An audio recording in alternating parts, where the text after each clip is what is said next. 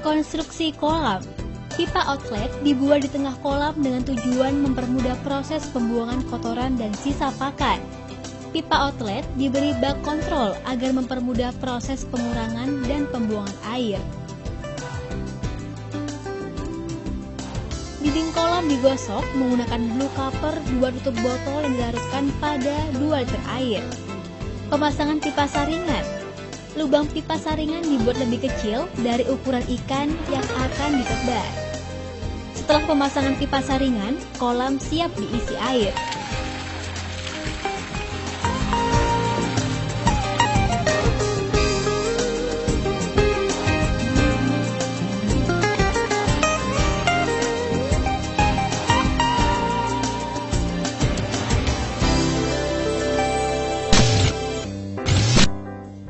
Kedua, fermentasi.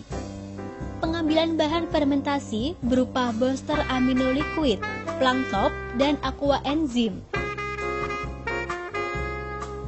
Melakukan penimbangan polar atau dedak bekatul halus.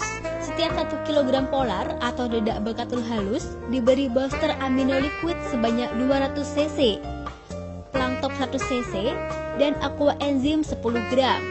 Kemudian diencerkan dengan air sebanyak 2 liter. Kemudian disiramkan secara merata pada polar atau dedak halus, diaduk secara merata sampai seperti adonan semen. Lalu tutup wadah fermentasi dengan rapat menggunakan kantong plastik.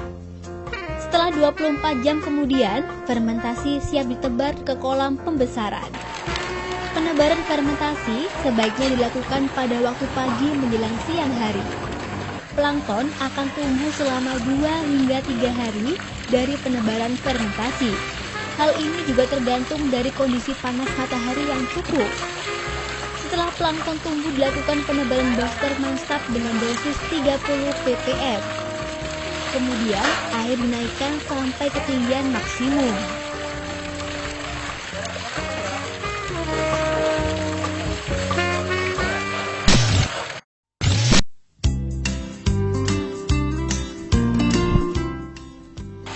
Ketiga, penebaran bibit.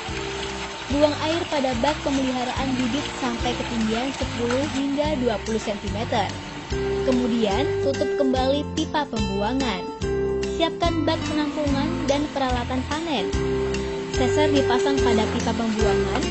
Cabut pipa saringan pada bak pemeliharaan. Siram bibit dengan air sampai bibit habis. Bibit yang tertampung pada seser dimasukkan ke dalam ember penampungan. Bibit yang ada pada ember penampungan dibawa ke kolam pembesaran.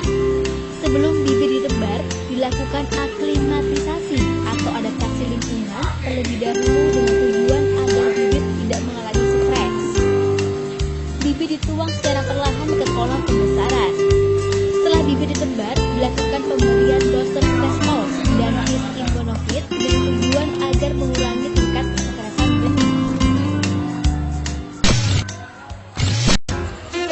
Pemberian pakan. Timbang pakan sebanyak 5 kg. Premix sebanyak 2,5 sendok makan. Growtop sebanyak 2,5 sendok makan. Progel sebanyak 5 sendok makan.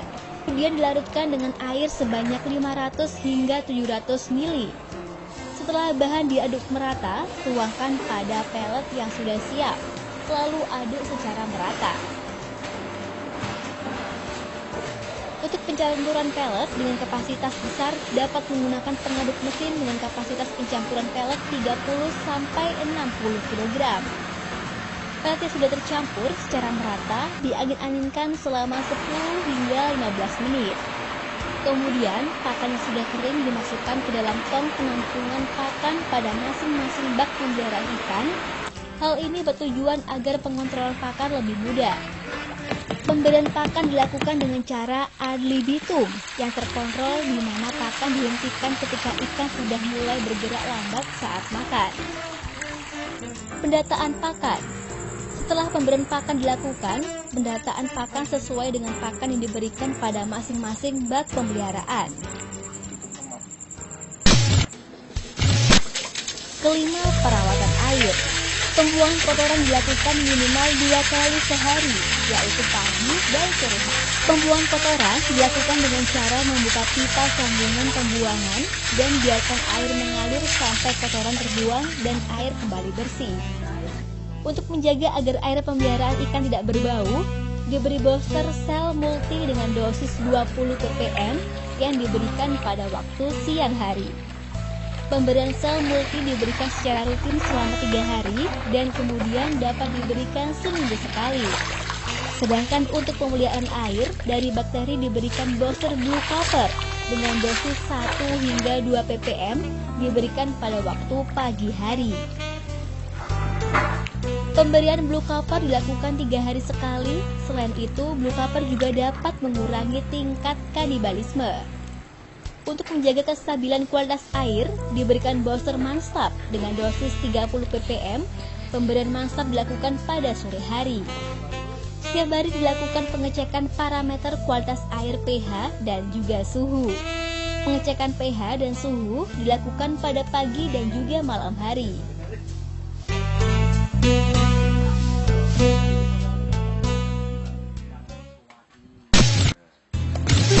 Keenam, grading. Persiapan bak penampungan. Siapkan bak penampungan untuk menampung ikan yang akan digrading. Kemudian bak penampungan diisi dengan air lalu bak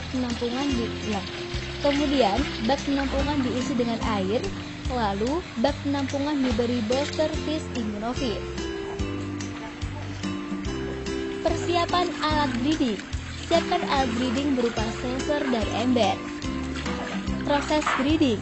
Breeding bertujuan agar ukuran ikan lebih seragam dan mendapatkan hasil SR pemeliharaan yang lebih maksimal. Ikan yang akan digrading dimasukkan ke dalam bak penampungan. Kemudian ikan digrading sesuai dengan ukurannya. Ikan yang sudah digrading siap sampling. Sampling dilakukan dengan tujuan agar mengetahui size ikan yang ditebar. Sampling dilakukan dengan cara menimbang ikan per kilogram sebanyak 10 kali. Kemudian dilakukan penghitungan. Lalu ikan ditimbang total dan dimasukkan ke dalam bak pemeliharaan. Ketujuh, panen. Pemanenan ikan lele sebaiknya dilakukan pada pagi atau sore hari. Hal ini bertujuan agar mengurangi tingkat stres ikan. Buka pipa pembuangan pada bak pemeliharaan. Setelah ketinggian air 10 hingga 20 cm, kemudian ikan diseset. Lalu ikan ditimbang dan dimasukkan ke dalam bak penampungan. Pendataan panen. Setelah pemanenan dilakukan pendataan, yaitu penghitungan FCR. Pembesaran lele yang menggunakan sistem booster dapat menghasilkan FCR 0,8, bahkan di farm booster FCR dapat dicapai 0,6.